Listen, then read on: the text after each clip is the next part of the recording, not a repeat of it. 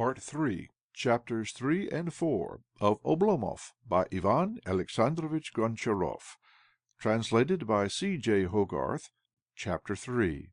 On arriving at his rooms again, Oblomov never noticed that Zakhar gave him a cold dinner, or that after it he rolled into bed and slept heavily and insensibly, like a stone. Next day he received a letter in which Olga said that she had spent the whole night weeping. "She has been unable to sleep," he thought to himself. "Poor angel! Why does she care for me so much, and why am I so fond of her? Would we had never met! It's all Schtoltz's fault. He shed love over us as he might have shed a disease. What sort of a life is this? Nothing but anxiety and emotion. How can it ever lead to peaceful happiness and rest?" Sighing deeply, he threw himself upon the sofa, then rose again and went out into the street, as though seeking the normal existence which pursues the daily, gradual course of contemplation of nature, and constitutes a series of calm, scarcely perceptible phenomena of family life. Of existence as a spacious, a turbulent, a billowing river, as Schtoltz always conceived it to be, he could form no conception whatever. He wrote to Olga that he had taken a slight chill in the summer gardens, wherefore he must stay at home for a couple of days, but that he hoped soon to be better and to see her on the following Sunday. In reply she wrote that he must take the greatest care of himself, that even on Sunday he must not come should he be not well enough, and that a whole week's separation would be bearable to her if thereby he were enabled to avoid risking his health. This excuse for omitting the Sunday visit Oblomov gladly seized upon, wherefore he sent back word that, as a matter of fact, a few days' additional convalescence would be no more than prudent. Day succeeded day throughout the week. He read, he walked about the streets, and occasionally he looked in upon his landlady for the purpose of exchanging a couple of words and drinking some of her excellent coffee. So comfortable did she make him that he even thought of giving her a book to read. But when he did so, she merely read the headings of a chapter or two, and then returned him the volume, saying that later she would get her little girl to read the work to her. Meanwhile Olga received unexpected news. This was to the effect that a lawsuit with regard to her property had ended in her favour, and that within a month's time she would be able, should she wish, to enter into actual possession. But of this and her other plans for the future she decided not to tell Oblomov, but to spend the present hours in dreams of the happiness that was to be hers and his when she had seen love complete its revolution in his apathetic soul, and the slothfulness fall from his shoulders. That very day he was to come. Yet 3 o'clock arrived, 4 o'clock, and no Oblomov. By 5:30 the beauty and the freshness of her features had begun to fade. Insensibly her form assumed a drooping posture, and as she sat at the table her face was pale. Yet no one noticed this. The rest of the guests consumed the dishes which she had prepared for him alone, and carried on a desultory, indifferent chatter of conversation. Until 10 o'clock she vacillated between hope and despair. Then, on the arrival of that hour, she withdrew to her room. At first she showered upon his head all the resentment that was seething within her. Not a word of mordant sarcasm in her vocabulary would she have not devoted to his punishment had he been present. But after a while her mind passed from fierceness to a thought which chilled it like ice. "He is sick," was that thought. "He is lonely and ill and unable to write." So much did the idea gain upon her that she passed a sleepless night, and rose patient, quiet, and determined. The same morning — it was Monday — the landlady informed Oblomov that a visitor desired to see him. "See me? Surely not!" he exclaimed.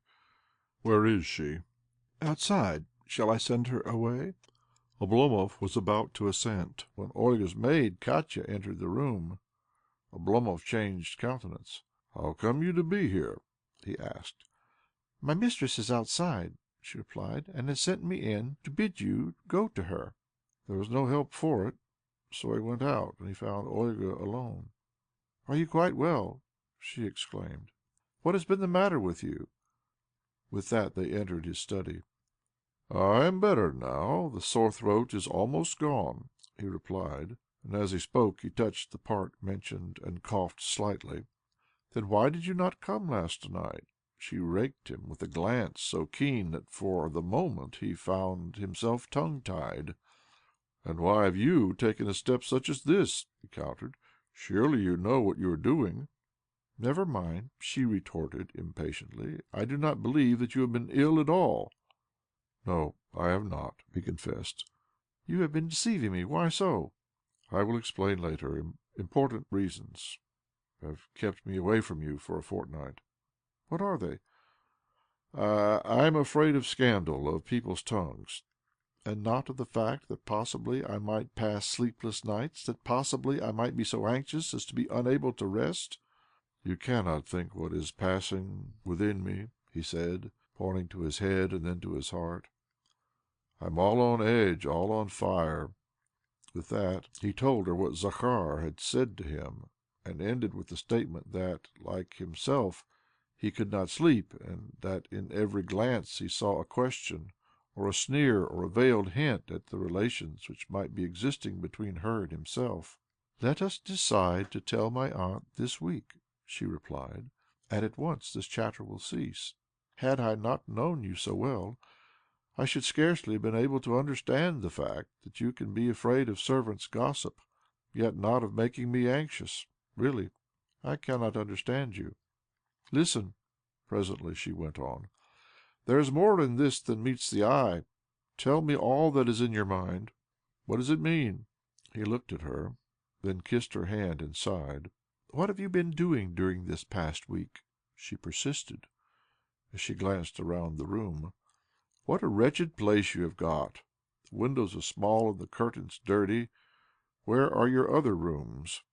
He hastened to show her them, in the hope that he might divert her mind from the question of his late doings, but she only repeated the question. " I have been reading," he replied, " and writing, and thinking of you." " Have you yet read my books?" she inquired. " Where are they? I will take them back with me." One of them happened to be lying on the table. She looked at the page at which it was open. She saw that the page was covered with dust. " You have not read them? " she exclaimed. " No," he confessed. Once more she looked at the mess and disorder in the room, and then inquired, " Then what have you been doing? You have been neither writing nor reading." " No, I have not had time to do so. In this place, as soon as one rises, the rooms need to be swept, and other interruptions come afterward. Next, when dinner is over "" When dinner is over you need to go to sleep." So positive in its assurance was her tone that, after a moment's hesitation, he replied that her conjecture was correct. " Why do you do that? "" In order to pass the time. You are not here with me, Olga, and life is wearisome and unbearable without you." Her gaze became so stern that he broke off abruptly.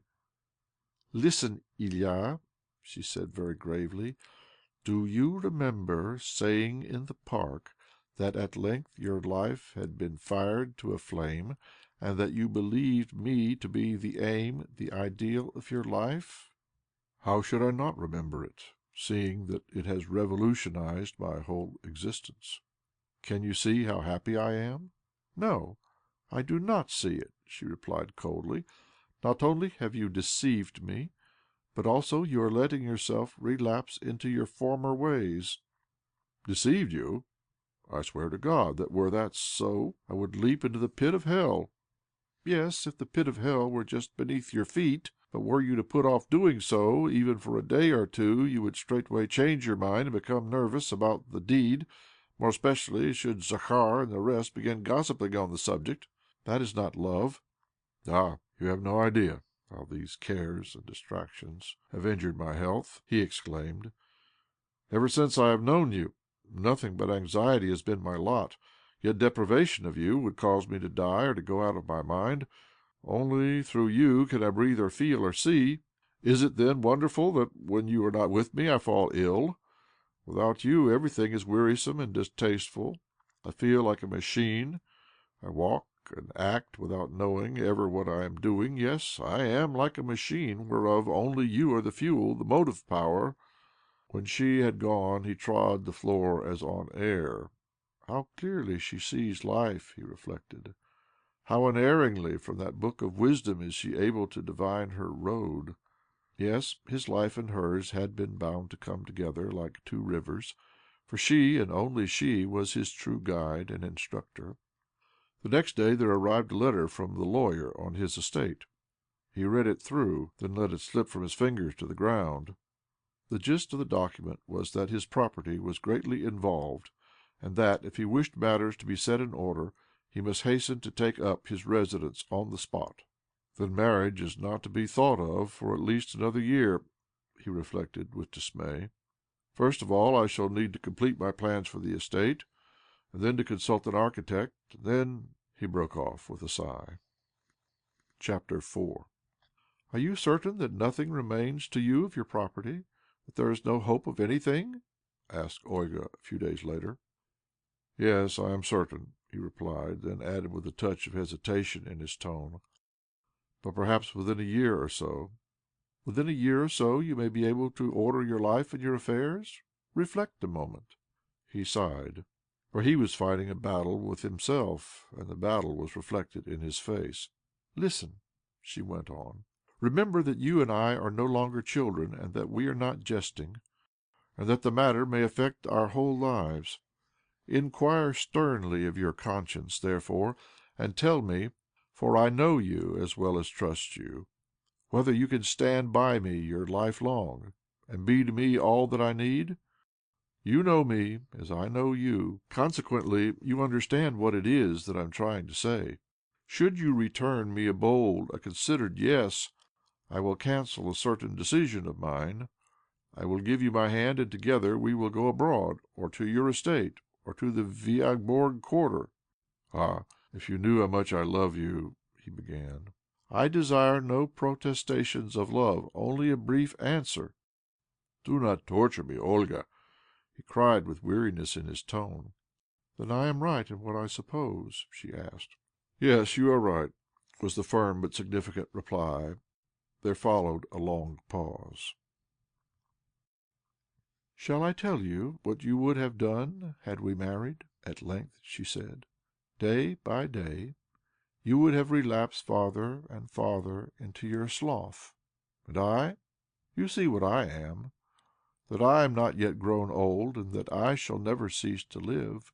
But you would have taken to waiting for Christmas, and then for Shrovetide, and to attending evening parties, and to dancing, and to thinking of nothing at all. You would have retired to rest each night with a sigh of thankfulness that the day had passed so quickly. And each morning you would have awakened with a prayer that to-day might be exactly as yesterday. That would have been our future. Is it not so? Meanwhile I should have been fading away. Do you really think that in such a life you would have been happy?" He tried to rise and leave the room, but his feet refused their office. He tried to say something, but his throat seemed dry, and no sound would come. All he could do was stretch out his hand. "Forgive me," he muttered. She too tried to speak, but could not. She too tried to extend her hand, but it fell back. Finally her face contracted painfully, and sinking forward upon his shoulder, she burst into a storm of sobbing. It was as though all her weapons had slipped from her grasp, and once more she was just a woman defenceless in her fight with sorrow. "Good-bye, good-bye," she said amid her spasms of weeping. He sat, listening painfully to her sobs, but felt as though he could say nothing to check them. Sinking into a chair and burying her face in her handkerchief, she wept bitter, burning tears with her head bowed upon the table. "Olga," at length he said, "why torture yourself in this way? You love me, and could never survive a parting. Take me, therefore, as I am, and love in me just as much as may be worthy of it." Without raising her head, she made a gesture of refusal. "No, no," she forced herself to gasp. "Nor need you fear for me in my grief. I know myself. I am merely weeping my heart out, and shall then weep no more. Do not hinder me, but go. God has punished me. Yet how it hurts! How it hurts!" Her sobs redoubled. "But suppose the pain should not pass," he said. "Suppose it should wreck your health. Tears like these are tears of poison. Olga, darling, do not weep. Forget the past." "No, no, let me weep. I am weeping not so much for the future as for the past." She could scarcely utter the words. "It was all so bright, but now it is gone. It is not I that am weeping. It is my memory of the summer, of the park, that is pouring out its grief. Do you remember those things? Yes, I am yearning for the avenue, for the lilac that you gave me. They had struck their roots in my heart, and the plucking of them up is so painful indeed." In her despair she bowed her head and sobbed again, repeating, "Oh, how it hurts! Oh, how it hurts!" "But suppose you were to die of this?" he said in sudden alarm. "Olga, Olga, think a minute." "No, no," she interrupted, raising her head and striving to look at him through her tears. "Not long ago I realized that I was loving in you only what I wished you to contain, that it was only the future Oblomov of my dreams. It was so dear to me. Ilya, you are good and honourable and tender, but you are all this only as is a dove which, with its head hidden under its wing, wishes to see nothing better. All your life you would have sat perched beneath the eaves. But I am different. I wish for more than that. Though what it is I wish for, even I myself could scarcely say. On the other hand, do you think that you could have taught me what that something is? That you could have supplied me with what I lack? That you could have given me all that I—" Oblomov's legs were tottering under him.